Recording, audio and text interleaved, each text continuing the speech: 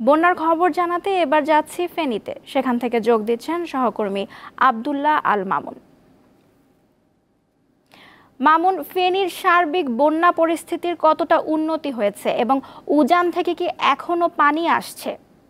নওশিন, আপনি যেমনটি বলছিলেন যে ফেনীতে বন্যা পরিস্থিতির একটু উন্নতি হয়েছে। উজান থেকে এখন আর পানি আসছে না। উজান থেকে পানি না আসার ফলে বন্যা পরিস্থিতি যে স্বাভাবিকের দিকে আস্তে আস্তে যাচ্ছে, অর্থাৎ উন্নতি হচ্ছে।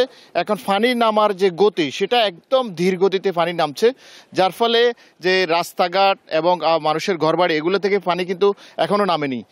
রাস্তায় এখনও, আমি যে রাস্তায় দাঁড়িয়ে আছি এই রাস্তায় এখনও প্রায় 1 ফিটের বেশি পানি আছে। এছাড়াও কোনো কোনো জায়গায় কোমর সমান পানি পর্যন্ত আছে গ্রামীণ সড়কগুলোতে।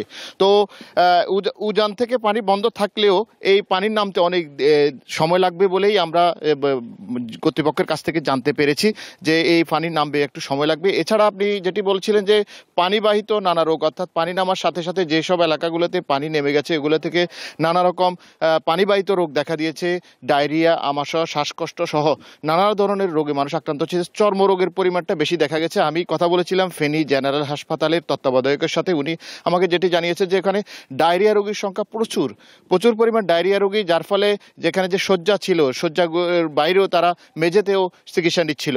এছাড়া আরেকটা বিষয় আপনি যেটা জানতে চেয়েছেন সেটা হলো যে ত্রাণ তৎপরতা। আমাদের এই ফেনী বিভিন্ন এলাকায় সেনাবাহিনী, বিজিবি সহ বিভিন্ন স্বেচ্ছাসেবী সংগঠন তারা কিন্তু অনেক ত্রাণ তৎপরতা চালিয়ে যাচ্ছে।